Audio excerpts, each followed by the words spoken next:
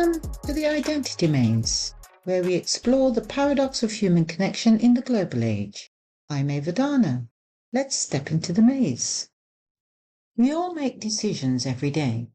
Some may be more important than others, but regardless of their importance, they're decisions nonetheless. But what if some of the most important decisions you make every day aren't actually decisions? What if they're responses? Responses to a feeling so subtle, most of us never notice it.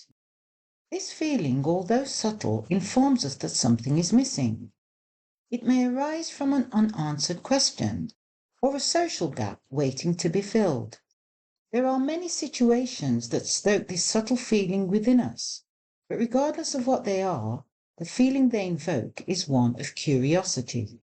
And depending on the situation, the feeling may not always be one of wonder or awe. Sometimes it can be discomfort, the mental itch, arising from a nagging thought or an unsolved cognitive puzzle, a tension or bothersome perception that demands resolution. And every time that tension appears, we reach for digital devices, and we click, we scroll, we search, we watch. Most of us believe we're in the driving seat. We decide on the content we want to see or ignore. But although we are physically choosing what to pay attention to, could something else be learning from those choices we make? What if every click is teaching the system something about you? What excites you? What causes you worries? What keeps you searching?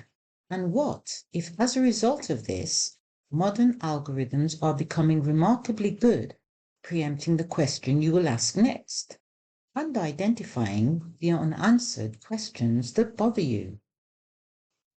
The system may have realized that the most important feature that drives us today is no longer one where curiosity is awe or wonder, but the one linking curiosity with bother and tension. Now, when was the last time you felt that subtle, persistent mental itch? Or that feeling of knowing a piece of the puzzle is missing? Most of us think of curiosity as a nice-to-have trait or a pleasant impulse. But we at the Identity Maze frame it as a central, foundational, psychological phenomenon. We believe curiosity is essential to how we function, yet surprisingly, many intelligent people and experts admit it's not well understood.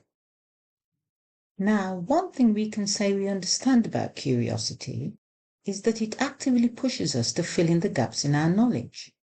But in order to understand how curiosity works, let's take a look at the question: why do we even bother to learn? We could say learning comes down to two factors: motivation and our existing knowledge, or more accurately, where curiosity is concerned, the perceived lack of it. So there is not only a link between curiosity and what we know, there is also a link between curiosity and what we think we don't know. If we look at curiosity through the eyes of an expert, it can be defined as a cognitive-induced deprivation, which in simple terms means curiosity is what happens when the mind notices something is missing. This means is once your brain recognizes there is missing information, it actually creates a deficit or a vacuum. And once that gap is perceived, curiosity rushes in to fill the void.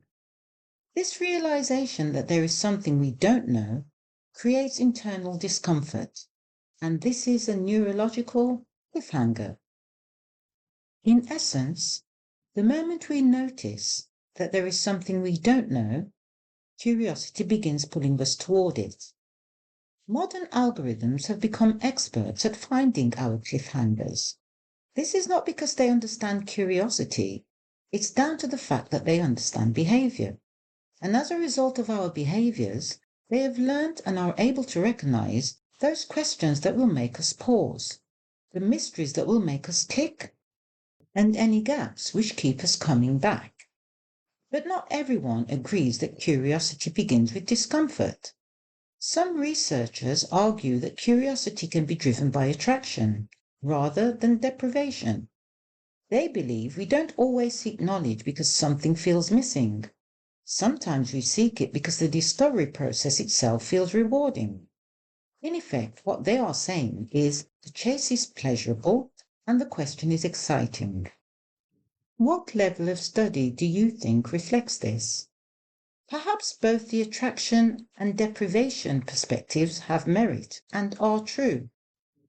Curiosity may begin as a gap, but it can also continue because the journey itself becomes meaningful.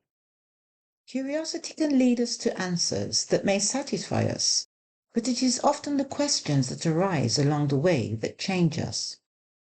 Because curiosity is a deprivation, it is linked to aversive feelings. Many of us usually think of curiosity as the joy of discovery, but the root is actually tension or mild distress. Here's an example that links in nicely with this. Think about searching for a terrifying medical diagnosis online. You know the results might spike your anxiety, but the fear of the unknown is so intense, it compels you to seek the knowledge anyway, even if the process is painful. What this example shows is that certainty isn't always comforting. Sometimes the answer makes us feel worse. Yet more times than not, we still seek an answer. And the reason why many of us will continue our search until we get an answer, because for many of us, uncertainty often feels harder to live with than disappointment. Now here is a point of reflection for those of you listening. Is there a knowledge gap in your life right now that you are avoiding because you're afraid of the answer?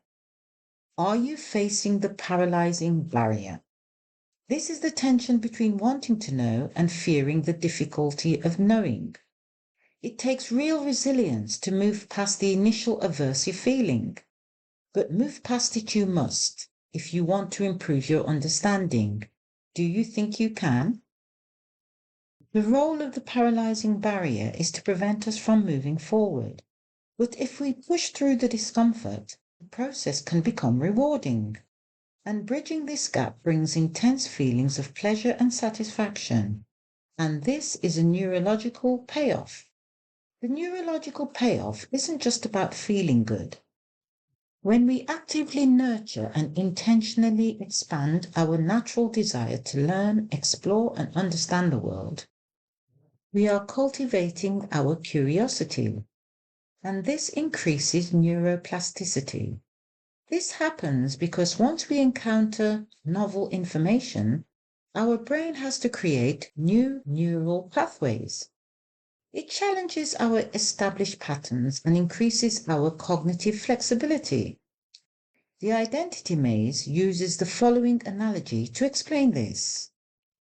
Instead of us just staying on the main information highway, we begin to check out the overgrown side roads. When we examine curiosity in the digital age, we encounter one of the digital age's great paradoxes. Curiosity can expand our awareness, consciousness, and mindfulness, but it can also trap them. There are experts who argue that many modern platforms are designed to exploit our natural discomfort with uncertainty. What in effect they are saying is that each unanswered question leads to another, each video creates another gap, and each recommendation promises nothing more than another piece of the puzzle. Many call this a rabbit hole, and going down a rabbit hole is troubling, not because curiosity is dangerous, but because our curiosity is now being guided by systems optimized for attention rather than understanding. So although the algorithm doesn't tell us what to think, it is quietly influencing what we think about. This is the real challenge of the modern age. Although we know that we don't have to protect ourselves from curiosity, we now have to focus part of our learning on whether we're directing it. Now here's an interesting puzzle for you. If curiosity can reshape the brain, Then what happens when algorithms continually shape what we become curious about? Are we expanding our awareness, or are we repeatedly walking the same mental pathways? Now let's address the cat in the room. We've all heard the phrase curiosity killed the cat. But that is a severely misquoted phrase. The full version, traced back to 1912, is curiosity killed the cat, but satisfaction brought it back. This flips the meaning many of us are used to. What the full phrase seems to suggest is that the ultimate satisfaction of understanding far outweighs the initial risk or discomfort of killing an old idea or belief. And perhaps this creates a modern day question. Who decides which curiosities get our attention in the first place? Curiosity is a good thing. It drives continuous learning. However, there is a line we must not cross. We must not confuse curiosity with prying, and there is a huge difference between the two. Curiosity is an intrinsic desire for self-improvement and internal understanding. It is literally understanding what goes on inside of us and what goes on in other people. Prying is intrusive. It revolves around the concept of obtaining confidential information that doesn't concern you and using it to judge others. So there are clear boundaries between the two.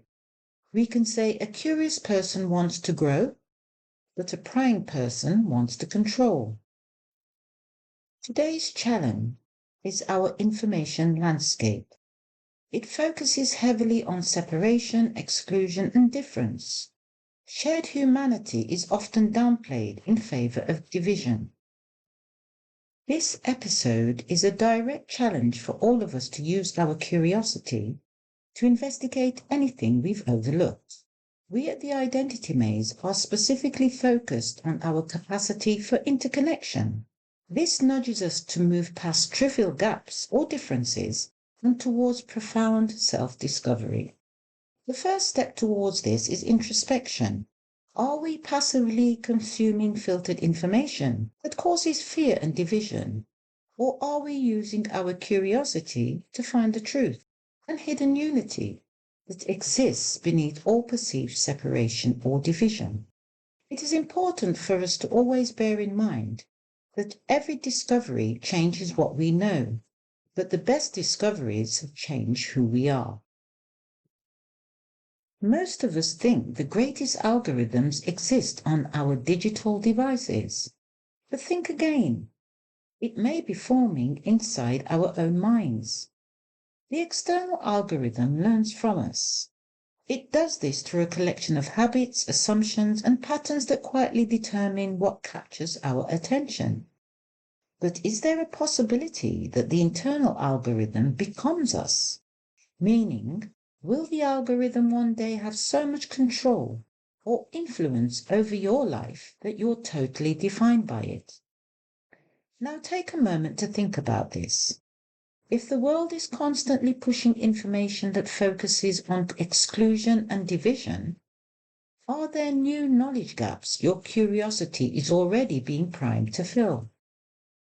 So as we wind up the show today, the Identity Maze would like you to consider this. Which of these questions do you think you should focus on more? What am I curious about? Or why am I curious about it? Especially in the digital space. Our mission must never just be passive learning. It must also involve active synthesis. We must use our curiosity to motivate critical exploration and process what we learn into true, meaningful knowledge. Welcome to the Identity Maze. If this conversation made you think differently, share it with someone. If you enjoyed the episode, follow the show. And join us next time as we continue exploring how beliefs form, how identities evolve, and how awareness can change the way we see ourselves. This is the Identity Maze, hosted by Ava Dana. Thanks for listening and sharing.